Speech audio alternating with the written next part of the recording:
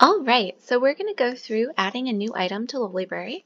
I'm currently logged in as my test account, which is a junior Lolibrarian, and I'm going to go to this little junior Lolibrarian marker at the top, and then I'm going to jump to dashboard. All right, and I've already checked to make sure that the item that I'm going to enter isn't in Lolibrary, but if you haven't, what you would do is you would go to the catalog and do a quick search. Usually I would search for the Japanese name of the item or the item number to make sure that it doesn't already exist. You can also, if you know the year of the item and the type of the item, like I know that this is a JSK, I know that it's from Shirley Temple, and I know that it's from 2019, I think. I could look and make sure that it wasn't here and just browse through all the options, all the items that are here. There's very little Shirley Temple recorded right now, so I'm relatively certain it doesn't exist. So I'm going to hop over here and I'm going to hit Create Item from the dashboard. All right, so this has started my new item. I'm going to go over to I'm going to close this tab of the search, go over to my tab where my item is. So here's the item I'm going to enter. It's the Shirley Temple JSK for ladies from their outlet store. And their outlet store, I know, is older items. So what I've already done is I've already looked up this item to figure out when it's from. And I know, partially from memory and partially because this is my post, that I put this post in 2019 for the 2019 summer collection, and this skirt is the skirt that's the same as this JSK. This is definitely a 2019 summer release. When you're adding items, if you're not sure the date, you can try searching Twitter, you can try searching the brand's social media, you can try using the Wayback Machine. There's lots of different ways to date something that you don't know the date of, and I'll go over that some other time. But for today, we're just going to do a basic entry. So I'm going to copy the Japanese name, the whole thing. I'm going to put it in the foreign name field. And then I'm going to pick the year, which is 2019. I'm going to pick the brand, which is Shirley Temple. I'm going to pick the type, which is a JSK. All right. And now I also know for Shirley Temple that the number in the end of the URL is the item number. That's not the case for all brands, but it is for this brand. So I'm going to put in the product number. And now I'm going to come back over here and I'm going to use Google Translate to make this English. So parfait dot sundress ladies. Shirley Temple has sublines, and for sublines and indie brands that don't have their own brand in Lolibrary, what we do is we add the subline or the indie brand name, and I put a tilde separator just so that it's easy to tell what's a subline and what's the name of the item. And then I'm going to copy the translation of this name. Sometimes the names don't translate correctly and you have to kind of adjust it. In this case, it's pretty close. So parfait, capitalized dot, capitalized sundress. Now they use sundress in place of using JSK. We have a policy for name normalization, which means if it's an OP and it translates to dress, we delete dress and put OP. If it's a JSK and it translates to dress, we delete dress and we put JSK. In this case, they're using sundress to describe a cut of a JSK. This is just something that I know about Shirley Temple and Emily Temple Cute. They sometimes name their jumper skirts no sleeve OP, they sometimes name them jumper skirt, and they sometimes name them sundress. They have a couple other names. I'm going to keep sundress and just add JSK to the end so that I'm keeping more information instead of less information.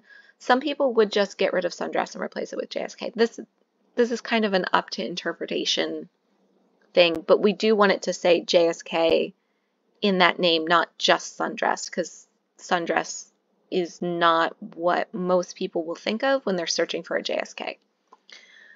All right, so now I'm going to go down to additional details. I'm going to come over here and I'm going to see what it says.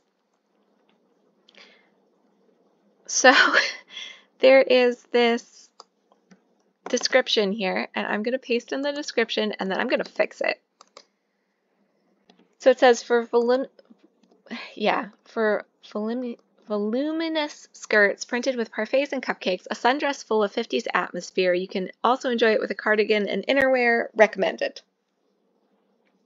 So I'm going to change this to a 50s inspired sundress with a voluminous skirt that is printed with parfaits and cupcakes. It can also be worn with a cardigan and innerwear such as a blouse. This is just me adjusting this from kind of the word salad that was spit out by Google Translate into what I think they meant. And then I'm going to switch this back to Japanese. And I'm going to take this whole chunk that I just put in here in English, and I'm also going to put it in here in Japanese. And the reason I'm doing that is we're currently working, and I'm going to actually put that first. I usually put the Japanese first. You could do it either way, it doesn't matter. The reason I'm doing that, we're working on translations of the interface of Lolibrary, which means that in the future, people are going to be using Lolibrary who may not speak English.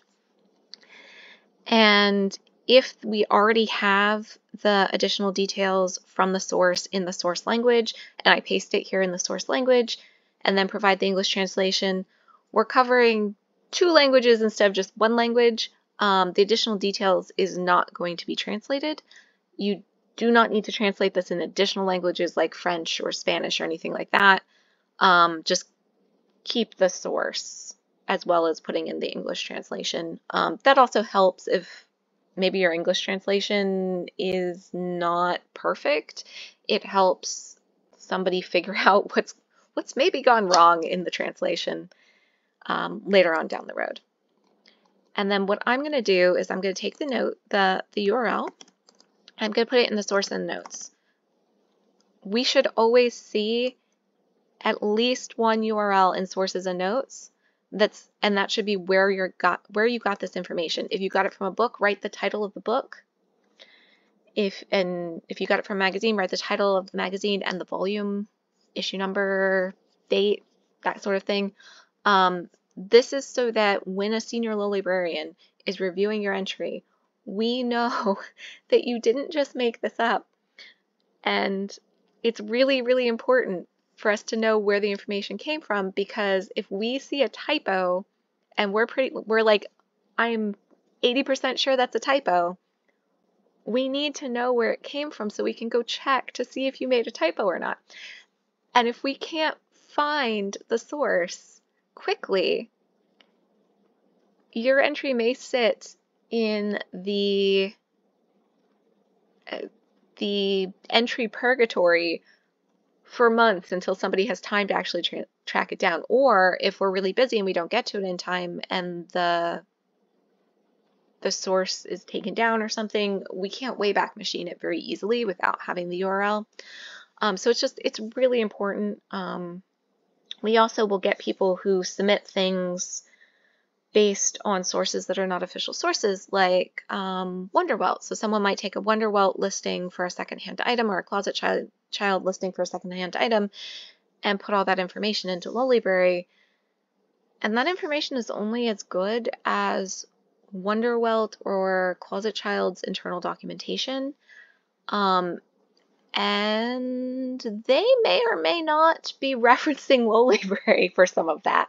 So if they don't have internal documentation on an item, and we don't have documentation on an item, and they need to list it for sale, they're just going to describe the item in any way they can to list it for sale. It's not necessarily going to be the official name from the brand. So we need to know when an item's being submitted if the information is official or if we need to do more research. And that's why we ask for the source. because we want to have the official information, and sometimes we can find that elsewhere. I also, this is personal preference, I also like to just take the description of the item and paste it in here in case, you know, we don't have access to the Wayback Machine at some point in the future. And that way I have the data here in its source, and if we ever change anything in the library, I can go back and reference it. I'm paranoid about losing information. All right, so next I'm going to come back to the price.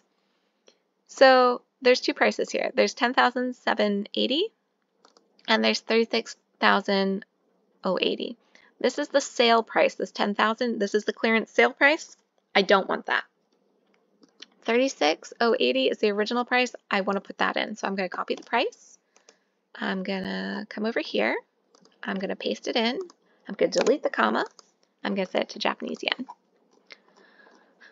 Okie dokie, so we have all the top information entered. Now it's time to do some images. So I'm going to come down here for this one, and I'm going to do open link in a new tab, open link in a new tab, open link in a new tab, because I know that that will work. And then, nope, I'm going to save image as new folder, Shirley Temple. Oh, I already have one. We're going to change this one, Shirley Temple 2023. Okay, save this. And I'm going to save this. And we want to save all of the photos. If there are worn photos, if there are detail photos, we want every photo from the listing. I just know from experience working with Shirley Temple that this photo is this photo. These are the same two. How you save the photos is up to you. We just need to save them all. All right, so I'm going to come back over to the catalog. I'm going to zip on up to the top. I'm going to choose one of my photos for the main image. I think I'm going to choose the orange one because that's what they chose. And I'm going to hop down here and I'm going to do add images and add my photos here too. All right, I'm going to hop back over here. And I'm going to translate this again. And I see that the colors are pink or mint. I think that looks orange, but they say it's pink and mint. So I'm going to come up here to the details and I'm going to add the official colorways. I'm going to type it right. Pink. Actually, let me do it like this. Pink, mint. So here's where I have to make a call. Do I think this is a bad photograph and it's actually pink? Or do I think it's actually orange? If I think it's actually orange and they're calling it pink, I'm going to tag it orange. But if it's actually pink and they've just taken bad photos, I still want to call it pink.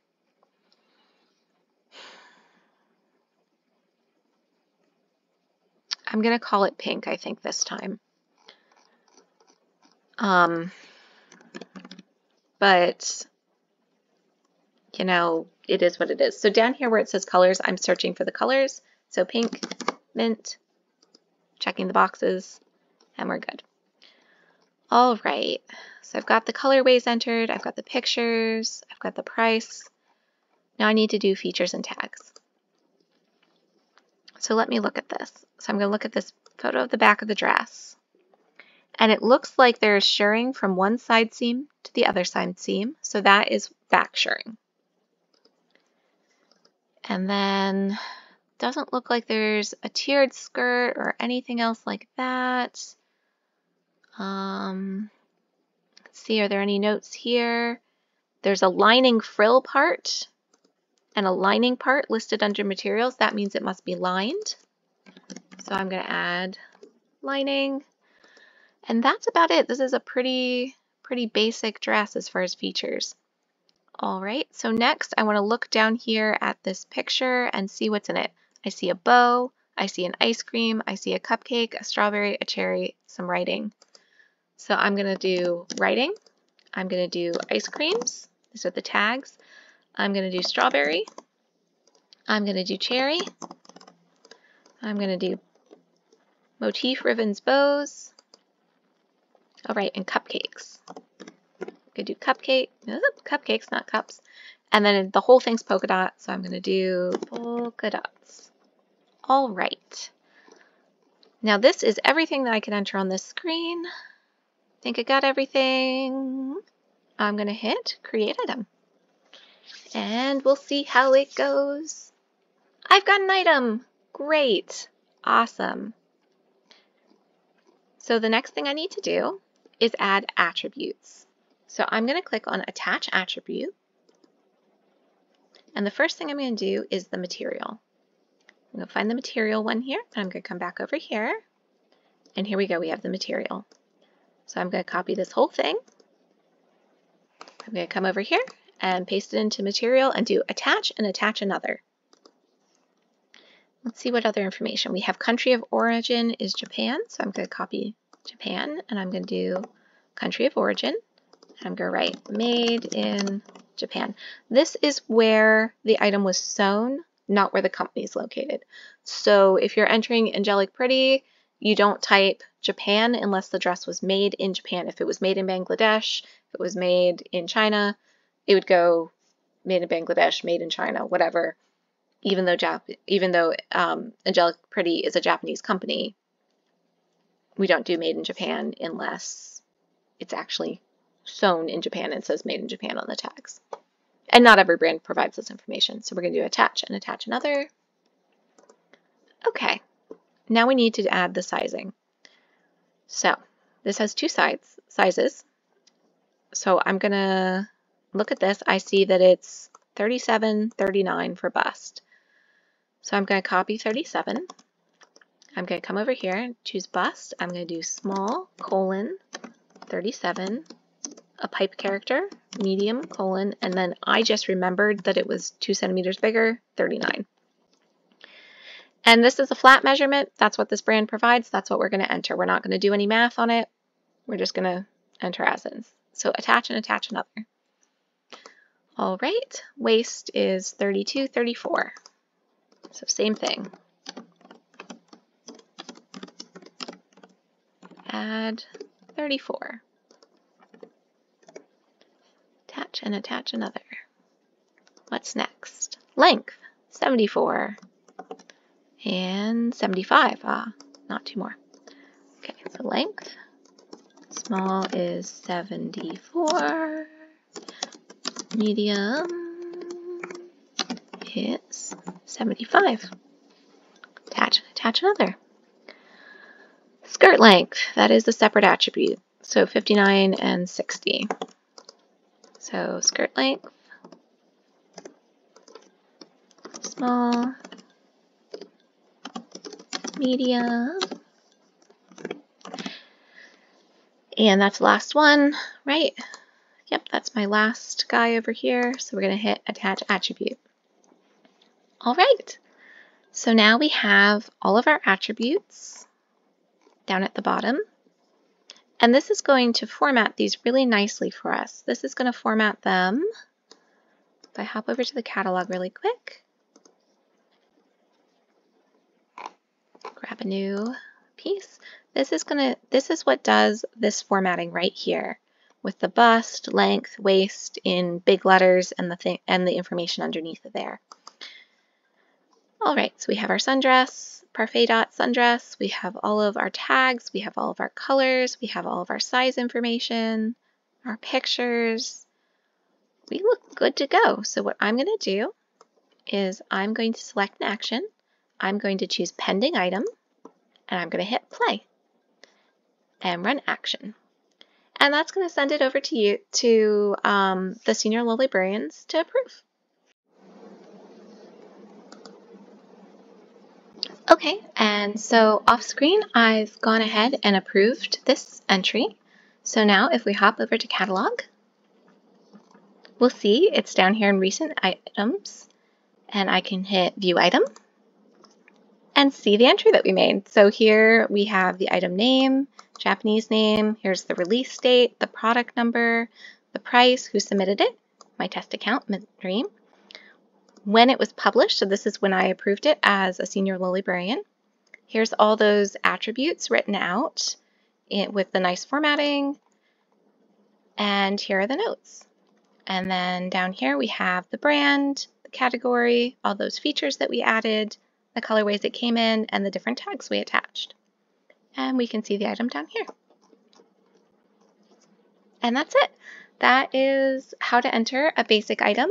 Entering newly released items is always the easiest because you always know what the date is and you have all of the information on the brand's website. If you would like to get into entering items, please do join our Discord. We do a lot of question and answer kind of stuff on Discord. If you ever get stuck on anything, you can always ask for help, and people are happy to help there. Thank you for joining me, and happy item entering. Bye!